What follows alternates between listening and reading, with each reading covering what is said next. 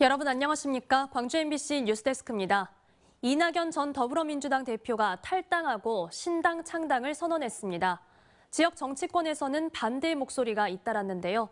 하지만 총선 전까지 여러 변수가 생길 수 있는 만큼 지역 정치권은 촉각을 곤두세우고 있습니다. 보도에 김영찬 기자입니다. 24년 동안 민주당에 몸담았던 이낙연 전 대표가 탈당과 함께 신당 창당을 선언했습니다. 이 전 대표는 썩은 나무로는 조각을 할 수 없다며 현 민주당 체제를 비판하고 양당 체제를 타파하기 위해 신당을 창당한다고 밝혔습니다. 24년 동안 몸담았던 민주당을 벗어나 새로운 위치에서 새로운 방식으로 대한민국에 봉사하는 새로운 길에 나서기로 했습니다. 이 전 대표의 정치적 기반인 지역 정치권에서는 즉각 비판의 목소리가 이어졌습니다. 이낙연 전 대표의 탈당과 신당 창당을 반대한다! 반대한다! 반대한다! 반대한다! 민주당 지역 국회의원들과 당직자들은 총선을 앞둔 시점에 민주당의 분열은 윤석열 정권을 도와주는 것이라며 가서는 안 되는 길이라고 맹비난했습니다. 작금의 상황에서 야권 분열은 김대중 정신과 어긋나는 길이며 민주당 정신을 저버리는 행동입니다. 이낙연 신당이 지역 민심을 얻기엔 한계가 있을 것이라는 지적도 일고 있습니다. 양당 체제를 타파하기 위한 신당 창당이라고 하지만 오히려 정권 교체를 바라는 지역 민심의 기대를 저버린다는 겁니다. 신당을 창당을 하려면 왜 신당을 창당해야 하는지에 대한 명분이 분명히 있어야 되는데 지역민들 같은 경우에는 정권 교체에 대한 욕구가 굉장히 강하고 그런 흐름에 과연 이 신당이 도움이 될 수 있을 것이냐.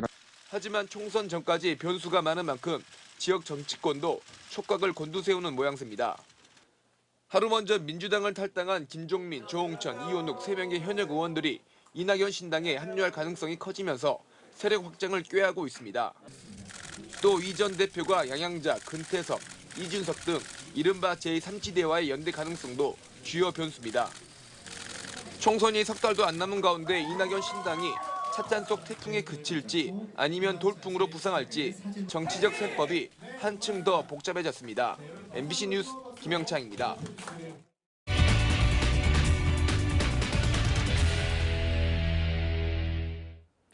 6명이 숨진 광주 화정 아이파크 붕괴 사고가 일어난 지 오늘로 꼭 2년이 지났습니다. 현장에서 열린 추모식에서 유족들은 사고를 잊지 말고 더 안전한 사회가 될 수 있도록 해달라고 호소했습니다. 김초롱 기자가 보도합니다. 소개해 올리겠습니다. 아직 철거 공사가 끝나지 않은 광주 화정 아이파크 지하.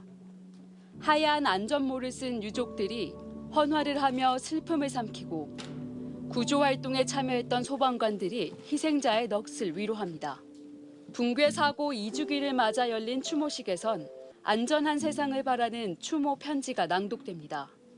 그런데 혹시 좀 덜 발전하더라도 희생이 없는 세상이면 어떨까요? 유족들은 이런 참사가 반복돼선 안 된다며 시민들 모두가 기억해 줄 것을 바랐습니다. 최소한 우리가 기억이라도 하면 잊지 않으면 이런 일은 조금은 줄어들지 않을까. 지난해 7월부터 시작된 철거 공사는 화정 아이파크 8개 동 전체에서 진행 중입니다. 철거 진행률은 25%이며 내년 상반기쯤 철거가 완료될 것으로 보입니다. HDC 현대산업개발이 상가층인 1층에서 3층의 경우 철거하지 않겠다고 발표했다가 거센 반발에 부딪히자 결국 전면 철거하는 것으로 결정을 번복하면서 철거 작업이 다소 늦어졌습니다. 25년 4월 해체 공사를 완료하고 최종 공사 준공은 27년 12월까지 목표로 공사 추진 중에 있습니다. 붕괴 사고로 영업하지 못한 인근 상가와의 보상도 풀어야 할 숙제입니다. 현대산업개발은 사고 현장 인근 87개 점포 중 피해 보상에 합의하지 못한 7개 점포의 보상금을 법원에 공탁하는 등 상가와의 갈등을 이어가고 있습니다. 참사가 발생한 지 2년이 지났지만 그날의 아픔은 아물지 않고 여전히 계속되고 있습니다. MBC 뉴스 김초롱입니다. 화정 아이파크 붕괴 참사가 발생한 이후 재발을 막기 위해 관련 법 개정안과 조례가 잇따라 나왔습니다. 참새가 발생한 지 2년이 지난 지금 우리 사회는 안전해졌을까요? 이어서 천홍희 기자가 보도합니다. 사고 직후 재발 방지를 위해 광주시가 국토부에 개정을 요구한 법안은 모두 10개입니다. 하청업체에게 책임을 떠미는 구조를 만드는 불법 하도급을 감리가 감독하게 하고 건설 현장 점검 권한을 구청에서 시도지사로 확대하게 했습니다. 또 촉박한 일정으로 공사가 빨리 진행되는 것을 막기 위해 적정한 공사기간 지침을 마련해달라거나 공사 현장에 감리를 추가로 배치해달라는 개정안 등 모두 10개였습니다. 이 가운데 1개만 반영 예정일 뿐 나머지는 미반영되거나 국회 상임위에서 심사 중입니다. 현장마다 환경이 다양해 면밀한 검토가 필요하다거나 분양가가 상승해 입주 예정자에게 재정 부담이 늘어난다는 게 미반영된 이유입니다. 결국 돈이 문제인 건데 공사 현장에서 돈이 중요하게 여겨지다 보면 안전에 대한 관심은 떨어질 수밖에 없다는 지적이 나옵니다. 품질과 안전에 더 이제 이 가중치를 준다면 거기에 관리가 되도록 예산이 투입이 되는 것은 당연하다. 실패를 예방하는 비용을 좀 더 엄중하게 더 고려해야 된다는 차원에서.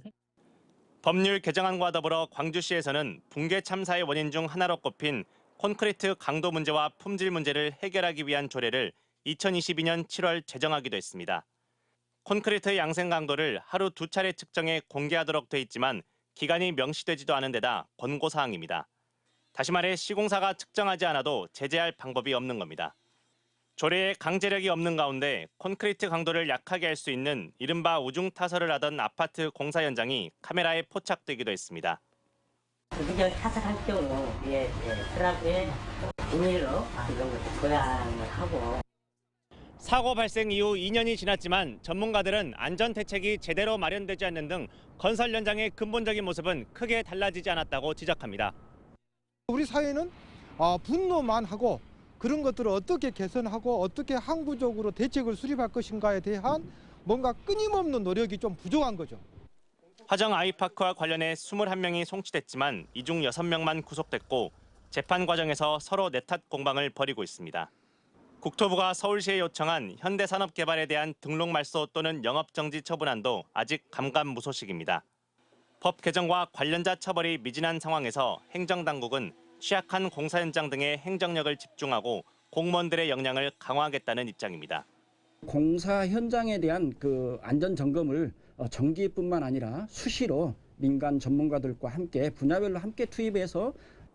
전문가들은 결국 근본적인 건설 현장의 문제점을 고치고 같은 사고를 막기 위해선 시민들의 끊임없는 관심이 필요하다고 말합니다. MBC 뉴스 천홍입니다. 정의당이 광주 화정 아이파크 붕괴 참사 2주기를 맞아 서울시에 현대산업 개발에 대한 행정처분을 촉구했습니다. 정의당은 성명서를 내고 서울시가 참사 발생 2년이 되도록 최종 행정처분을 내리지 않고 있는 건 직무유기라고 비판했습니다. 수사 무마와 인사청탁 혐의로 구속 기소된 검경 브로커 재판이 막바지에 접어들었습니다. 검찰이 결심 공판에서 브로커들을 징역형에 처해달라고 재판부에 요청했습니다. 검찰은 이와 별도로 경찰에 대해 추가 압수수색을 진행하는 등 수사 범위를 확장하고 있습니다. 송정근 기자입니다. 검경 브로커 성모 씨와 전모 씨에 대한 결심 공판이 광주지법 202호 법정에서 진행됐습니다.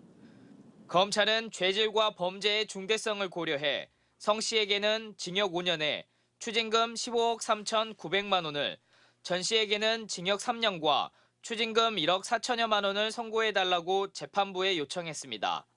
성 씨와 전 씨는 지난 2020년과 2021년 코인 투자 사기 혐의 등으로 수사를 받게 된 탕모 씨 등으로부터 수사무마 청탁의 대가로 차량 등 18억 5,400만 원을 받은 혐의로 구속 기소됐습니다. 구형에 앞서 검찰과 변호인 측은 추징금 부분을 놓고 공방을 벌이기도 했습니다.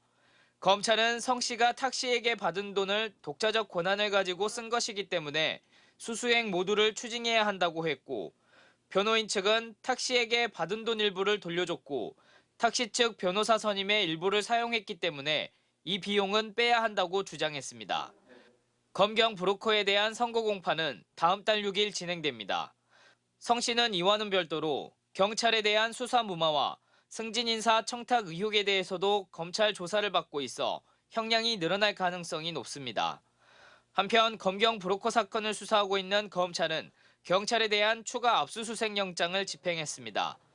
광주경찰청 출신인 현직 김모 치안감 자택과 광주청 인사자료 등을 자료 제출 형태로 확보했고 첨단 지구대에 대해서도 강제 수사를 진행했습니다.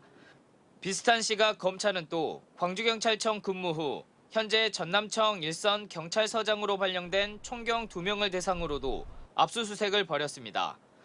검찰은 현재까지 수사무마와 인사청탁 의혹을 받고 있는 전현직 검찰 수사관과 경찰 등 19명을 수사 대상에 올려놓고 수사를 진행하고 있습니다. MBC 뉴스 송정근입니다. 여수 해상 케이블카가 과거 여수시와 맺은 기부금 납부 약정이 부당하다며 지난 2021년 소송을 제기했는데요. 법원이 3년 만에 각하 결정을 내리면서 양측의 갈등이 새로운 국면을 맞게 됐습니다. 문형철 기자입니다. 해상 케이블카 공익 기부금을 둘러싼 법적 다툼에 대해 법원이 여수시의 손을 들어줬습니다. 1심을 맡은 광주지법 순천지원은 케이블카 측이 여수시를 상대로 제기한 약정 무효 확인 소송에 대해 각하 결정을 내렸습니다. 업체 측이 매출액의 3%를 기부하기로 여수시와 약정을 맺은 건 지난 2014년.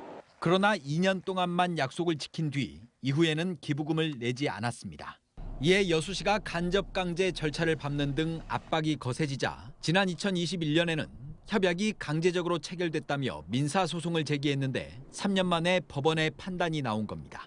재판부는 간접 강제가 부당하다며 제기한 소송에 대해서도 업체 측의 주장을 받아들이지 않고 기각을 결정했습니다. 두 건의 소송에 대해 구체적인 판단 근거를 담은 판결문은 다음 주쯤 나올 것으로 보입니다. 결과가 나왔기 때문에 당연히 케이블카 측에 이행해라고 또 공문을 보내든지 이런 절차를 하겠습니다. 지난 2017년부터 22년까지 업체 측이 납부하지 않은 기부금은 32억 원. 지난해 매출액까지 고려하면 미납 기부금은 36억 원 정도로 추정됩니다. 법원의 이번 결정에 대해 업체 측은 여수시가 지정한 기부금 납부 기관이 법적으로 적절한지 등 판결문의 내용을 검토한 뒤 대응 방향을 결정하겠다고 밝혔습니다.